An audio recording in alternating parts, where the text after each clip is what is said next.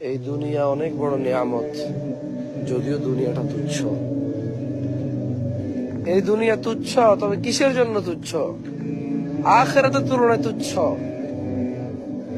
আখিরাতের তুলনায় তুচ্ছ। যদি কেউ এই দুনিয়া পাওয়ার জন্য, দুনিয়ার সুখ স্বাচ্ছন্দ্যের জন্য যখন কেউ অন্যায় কাজে লিপ্ত হবে, তখন আখিরাতের তুলনায় দুনিয়া তুচ্ছ।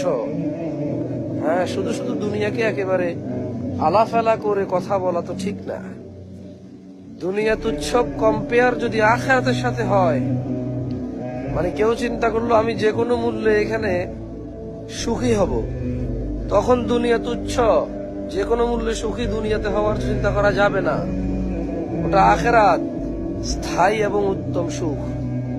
কেমন? দুনিয়া সে তুলনায় তুচ্ছ, কিন্তু এমনিতে তো দুনিয়া মানুষের জন্য বড় অপরচুনিটি।